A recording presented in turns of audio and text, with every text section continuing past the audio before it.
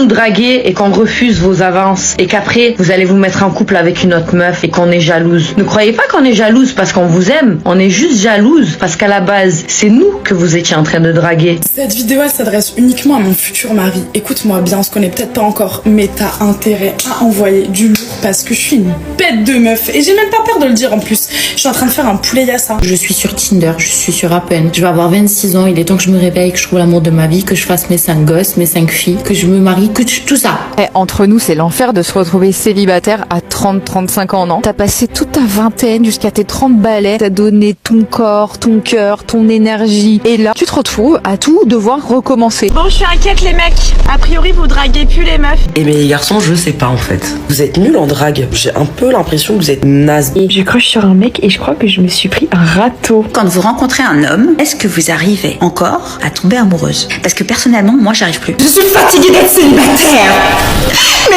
Les filles, commencez à faire le premier pas. On est en 2025, il faut essayer. Venez, on parle d'un truc. Quand t'es là, tu sors démaquillée, tu sors en pire clochard, tu dis oui, tranquille et tout. Et t'as un mec, genre un 2 sur 10, peut-être tu rinces démaquillé, je sais pas, qui vient t'aborder et ça te gâche toute ta journée. Il y a un truc qui me dégoûte. Ça me fait grave me remettre en question sur ma vie et tout. Des fois, je vois des mecs qui me DM et je me dis, mais c'est pas possible. Je me dis, comment toi, t'as eu le culot de me DM? Les mecs, ils aiment bien croire que quand je vais en date avec eux, que je leur dis que je suis de gauche, ils pensent que qu'ils me marquent des points ou qu'ils perdent pas de points.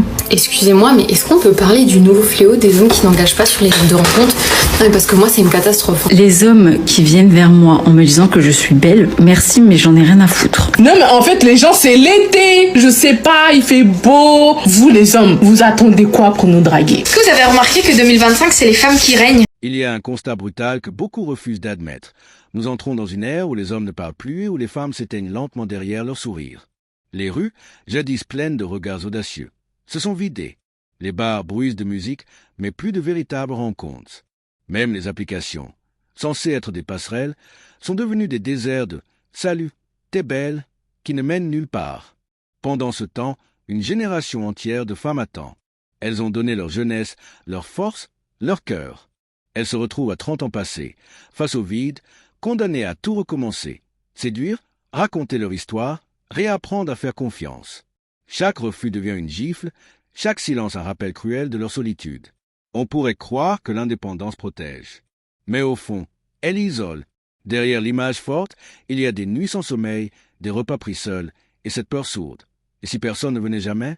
Voilà le drame de notre époque. Des femmes prêtes à aimer, des hommes paralysés par la peur. Si rien ne change, nous n'entrons pas dans l'avenir de l'amour, mais dans l'âge de la solitude. Une femme se heurte au paradoxe de l'attractivité.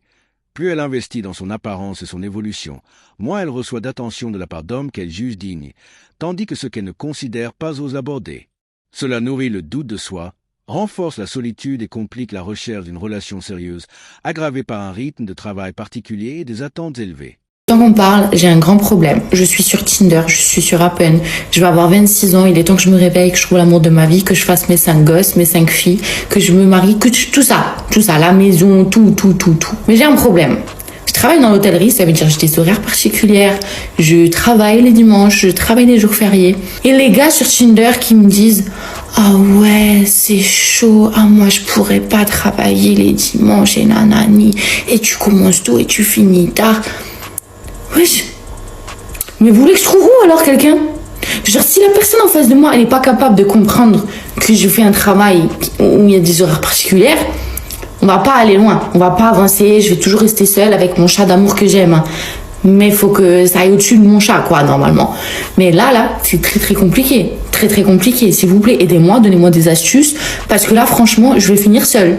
J'adopte un deuxième chat bien. Il y a un truc qui me dégoûte. Ça me fait grave me remettre en question sur ma vie et tout. Des fois, je vois des mecs qui me DM et je me dis, mais c'est pas possible. Je me dis, comment toi, t'as eu le culot de me DM? Bon, après, je pense que c'est la même merde pour toutes les filles, mais moi, la différence, c'est que vraiment, ça me fait mal au cœur. Je me remets en question. Je suis en mode, mais meuf, il y a un truc qui va pas chez toi pour qu'il y ait des mecs comme ça qui osent venir te DM, genre. La gueule de raton laveur, tu t'es dit, je vais aller la DM. Même qu'il soit dit, j'ai 1% de chance avec moi, ça me fout la rage. Ça me tend, genre. Et dans la rue, c'est la même merde, hein. Je suis en mode, mais comment t'as pu croire? Comment t'as pu juste avoir une once d'espoir que j'allais te calculer? Le type de personnes qui viennent m'aborder, je trouve que ça joue grave un rôle, comment dire. Ouais, par exemple, quand j'étais moche, quand j'étais trop moche, et j'avais grave des gens qui venaient me voir dans la rue, des gens qui venaient me DM, des gens qui m'ajoutaient partout, mais c'était une dinguerie, genre. Et je vous jure que sans m'axer, je pense que tous les jours, il y avait un mec qui venait me voir dans la rue, j'étais trop moche. Je vous jure, j'étais moche, j'étais tellement hideuse. Et j'ai remarqué qu'avec le temps, plus je deviens belle, parce que du coup, j'essaye de glow up, moins il y a de gens qui viennent me voir. Et je me dis, c'est trop bien. Mais du coup, quand je vois quand même de temps en temps des mecs qui pensent pouvoir, ça me fait me remettre en question. Je suis vraiment en mode, faut que tu changes un truc, faut que tu sois encore plus belle, parce que là, selon eux, t'es pas assez inaccessible. Je pense que plus tu te fais aborder par des mecs, plus t'es moche. C'est la conclusion que j'en ai tirée. Et plus tu vas être à ton prime, moins les mecs ils vont oser venir te voir. Je vous jure que c'est factuel. C'est pas une théorie, c'est un fait. L'indépendance féminine est devenue une force, mais aussi une barrière autour du cœur. L'hyperindépendance, née de traumatisme et de la peur d'être abandonnée, transforme la guérison en survie. Les hommes n'osent plus approcher, les femmes se sentent délaissées. Résultat, solitude, désir de famille inassouvi et lourdes séquelles de choix passés. J'arrive à 29 ans et je me rends compte qu'en fait, je ne génère pas de désir chez les hommes. Or, je suis quand même une femme, j'ai envie d'avoir des enfants, j'ai envie d'avoir une vie de famille. Et en fait, j'arrive à 30 ans et je me prends une baffe, mais stratosphérique. Toute la déconstruction qu'on m'avait vendue ne m'avait apporté finalement que des traumatismes et beaucoup de chagrin et je me sentais vraiment misérable en fait. Faut aussi savoir que j'ai avorté quand j'avais 23 ans. Et j'ai mis 2 ans et demi, voire 3 ans, à me remettre de ma dépression post-avortement. Chose qu'on m'avait pas du tout prévenue, parce que moi j'ai grandi dans les milieux féminismes où on me disait oui, t'es enceinte, prends des médocs, va à l'hôpital, demain c'est fini, c'est bon, ton corps, ton choix.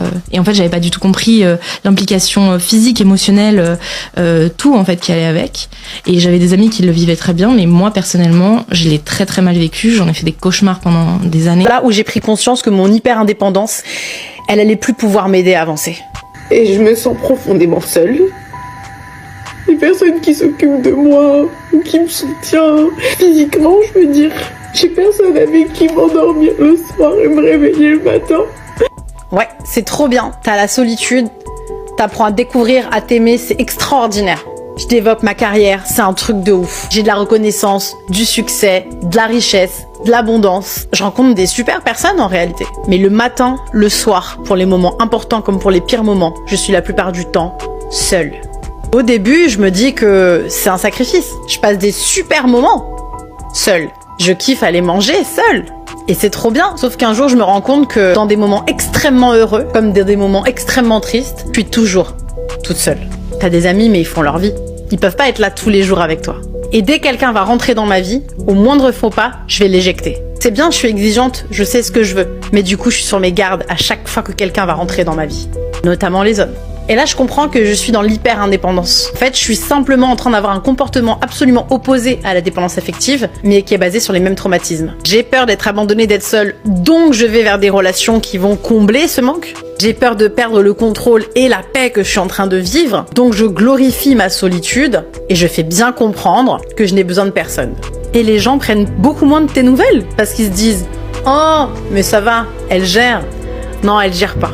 Elle est passée du mode guérison au mode survie. La solitude, c'est temporaire, c'est un passage initiatique, ça permet de se reconnecter à soi. Et aujourd'hui, il y a beaucoup de gens qui vendent ça comme étant un mode de vie. J'adore marcher seule, aller faire plein de choses toute seule, je sais faire tout toute seule presque. J'ai monté même tous les meubles de chez moi toute seule, mais je le redirai jamais assez. La seule chose dont on se souviendra à la fin, c'est de tous les moments qu'on aura partagés. Le partage, c'est ce qui va décupler l'amour qu'on est en train de créer. Alors si tu traverses la solitude, c'est super. T'es en train d'en apprendre plus sur toi. Mais n'oublie pas qu'à un moment donné, tout ce que t'es en train de construire d'extraordinaire, ce sera le temps de le partager.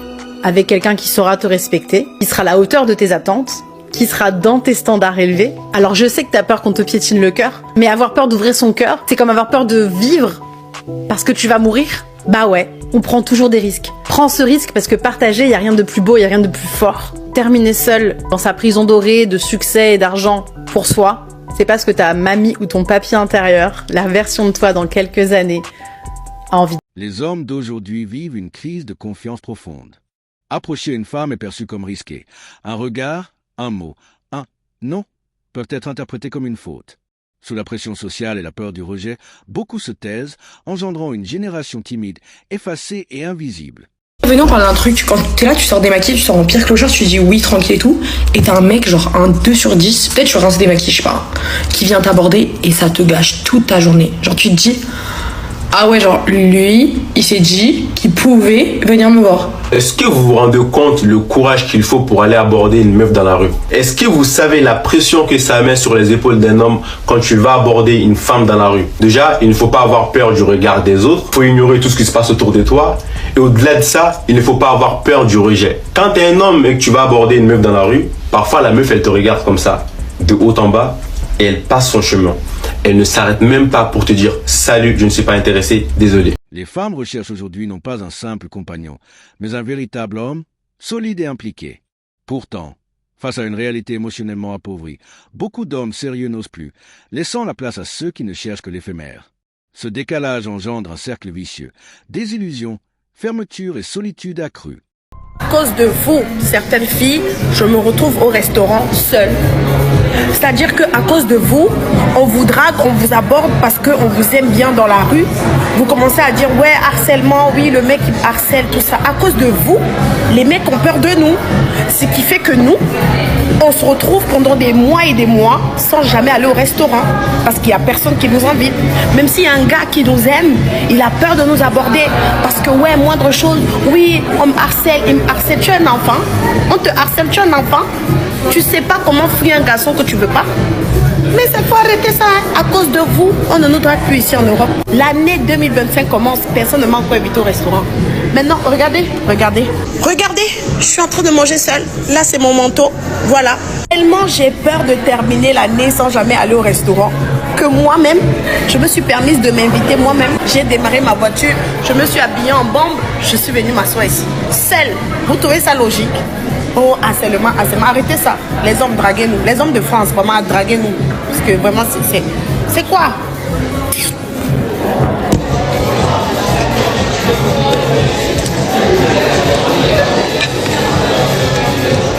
Entre nous, c'est l'enfer de se retrouver célibataire à 30-35 ans, non? Déjà, t'as passé toute ta vingtaine jusqu'à tes 30 balais à tout donner, tu t'es plié, tu t'es engagé, t'as donné ton corps, ton cœur, ton énergie, ça t'a brisé. Et là, tu te retrouves à tout devoir recommencer, reséduire, re-raconter ton histoire, réexpliquer les détails, rééduquer le mec. Sauf que maintenant, t'as tes traumas, des exigences et t'as pas le temps. Tes potes sont en couple, tes parents, ta famille commencent à se poser les fameuses questions et toi, tu passes ta life à faire semblant que tout va bien et d'être, voilà, une meuf indépendante, super bien et tout, alors qu'en fait, c'est une catastrophe terrestre. En fait, toi, t'as envie de construire, t'as envie de bâtir, mais t'es bloqué là. En vrai, t'as envie d'être choisi, mais en même temps, t'as plus envie de faire semblant. T'as plus envie de passer 6 mois avec un mec où tu hésites, où tu sais pas, où lui non plus il sait pas, etc. T'engager, pas t'engager, pour qu'au final ça marche pas. Au final, t'auras perdu du temps. Et ça, c'est une catastrophe. Mais laisse-moi te dire quelque chose. Même si ça paraît difficile, même si tu vois tes potes se marier, avoir des bébés et tout ça, sache une chose, tu n'es pas en retard. Vraiment, tu peux te détendre, tu peux te relâcher, t'es pas en retard, t'as rien à prouver à personne. Prends le temps de revenir à toi, je t'assure, c'est le principal et c'est ça qui va te faire que tu vas créer une vie alignée. Le célibat féminin explose et l'isolement devient insupportable. Après avoir donné leur jeunesse, leur énergie et leur cœur, beaucoup de femmes approchent la trentaine brisées et contraintes de tout recommencer. Avec leurs blessures, leurs exigences et le temps qui manque, elles oscillent entre désir d'être choisies et refus de faux-semblants, prisonnières d'une impasse émotionnelle. De base, physiquement, c'est quoi ton type d'homme? Grand, brun, les yeux clairs, musclé, assez intelligent, qui fait la vaisselle et les courses, le ménage.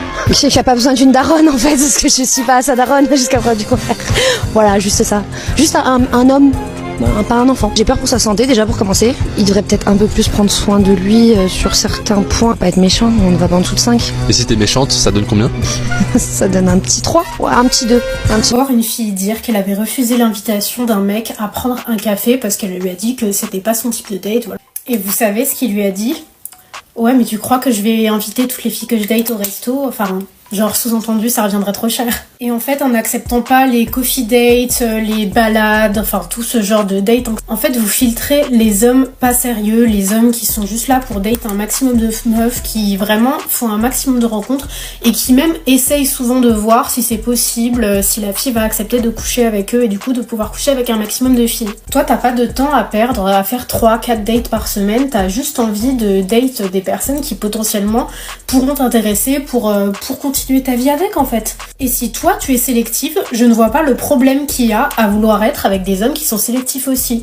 Et les hommes qui font juste un maximum de coffee date, qui essayent de date un maximum de filles, etc. en faisant des dates cheap, ben ils ne correspondent pas à tes standards. S'il enchaîne les dates, s'il voit plein de filles, etc., tu n'es pas Il existe un paradoxe douloureux dans notre époque. Jamais les femmes n'ont été aussi libres, accomplies et brillantes. Et pourtant, jamais elles n'ont ressenti une telle solitude. Beaucoup arrivent à la trentaine avec le sentiment d'avoir trop donné, de devoir tout recommencer, comme si chaque relation n'était qu'une parenthèse décevante. Cette impression de vide peut sembler écrasante, comme si l'amour véritable n'était plus qu'un mirage. Pourtant, la vérité est tout autre. Chaque étape, chaque déception, chaque échec apparent construit une force intérieure que rien ne pourra briser. Les blessures ne sont pas des chaînes, elles sont des cicatrices qui rappellent que vous avez survécu. Et cette survie se transforme en maturité, en lucidité, en capacité à choisir mieux, à choisir vrai. Le temps n'est pas votre ennemi. Il est l'allié silencieux qui vous prépare à accueillir une relation plus authentique, à la hauteur de vos exigences. Ce n'est pas un retard, c'est une préparation. L'amour ne disparaît jamais. Il attend que vous soyez prête à l'accueillir sans peur, avec la certitude que vous méritez le respect, la tendresse et le choix réciproque. Ce chemin peut sembler long, mais il mène toujours vers la lumière. Abonne-toi à notre chaîne, plein d'histoires et de découvertes t'attendent.